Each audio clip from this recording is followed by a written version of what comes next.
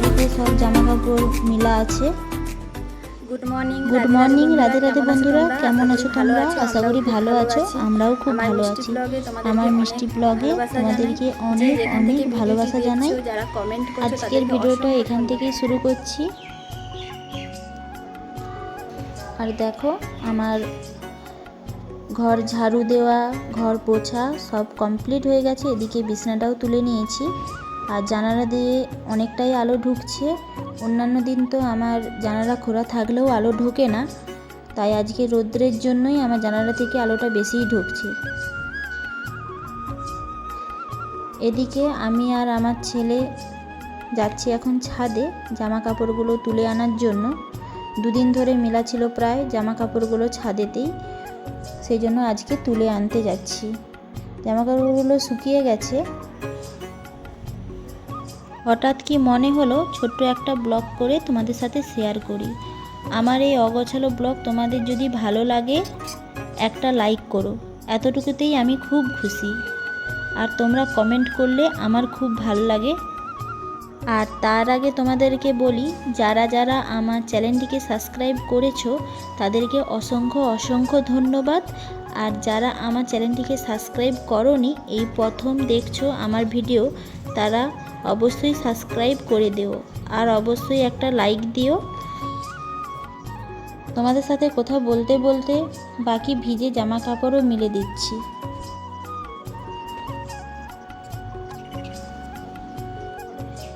এদিকে দেখো, আমার ছেলেও আমার পিছনে পিছনে চলে এসেছে।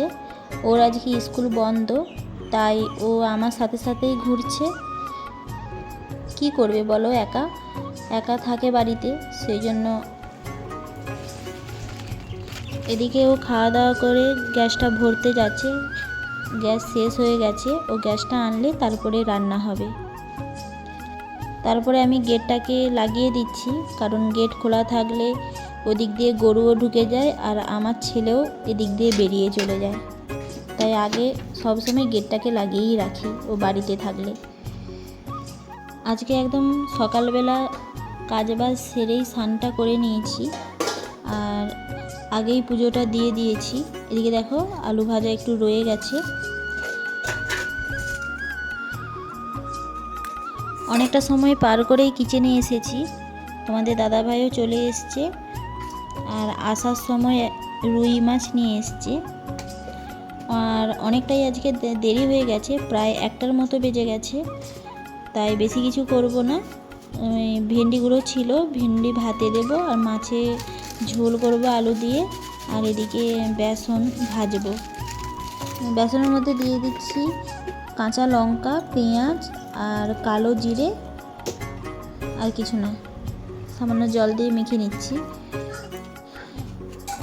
আজকে টিফিনে কিছুই বানাইনি, কারণ বললাম যে গ্যাসটা শেষ হয়ে গেছে, তাই মানে আলুটা ভাজতে ভাজতেই গ্যাসটা শেষ হয়ে গেছে।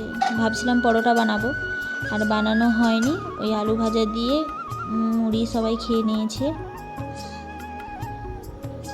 এদিকে দেখো, প্রথমে আলুটা সিদ্ধ বসিয়ে দিয়েছিলাম মাছের ঝোলের জন্য। ওটা সিদ্ধ হয়ে যাওয়ার পরে তুলে নিয়েছি। তারপরে প্রথমে বেসনগুলোকে ভেজে নিচ্ছি। আর এখন ওয়েদারটা এত খারাপ, ওয়েদারের সাথে তাল মিলিয়ে চলতে লাগবে।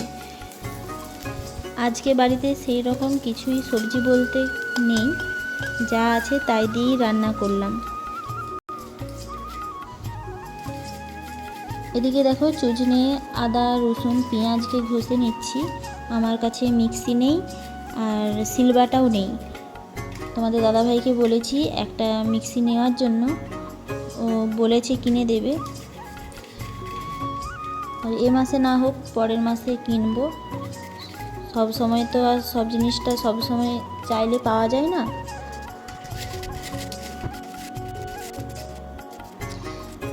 এই চুচনিতে ঘষলে অসুবিধা বলতে একটাই, শুধু মানে একটু দানা দানা রয়ে যায়, আর কিছুই না।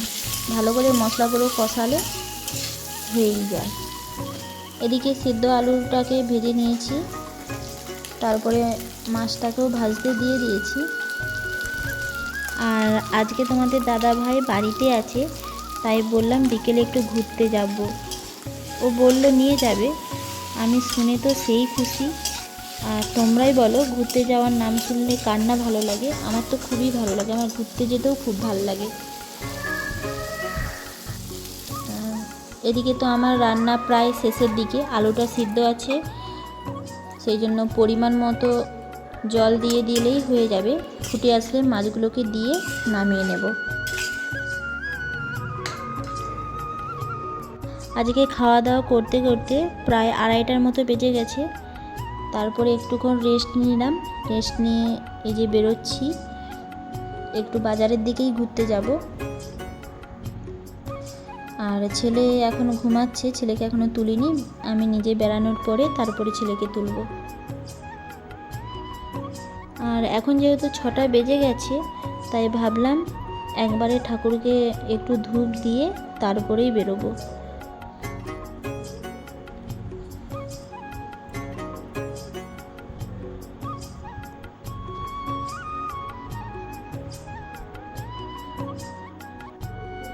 দেখো আমি রেডি হয়ে গেছি, কেমন লাগছে জানিও। আর এদিকে আমার ছেলের সাথে আমি মজা করছি, ও হাসছে না, চুপ করে দাঁড়িয়ে আছে।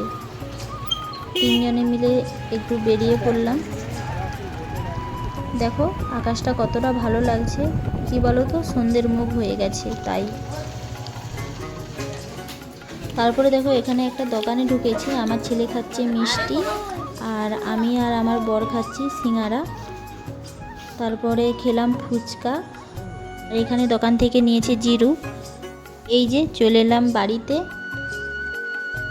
আর কিছুটা সবজি নিয়ে এসেছি, সবজিগুলো তোমাদের সাথে শেয়ার করছি। দেখো কী কী নিয়েছি। একটা পেঁপে নিয়েছি, করলা নিয়েছি, ঝিঙ্গে নিয়েছি, তারপরে নিয়েছি লেবু আর লঙ্কা।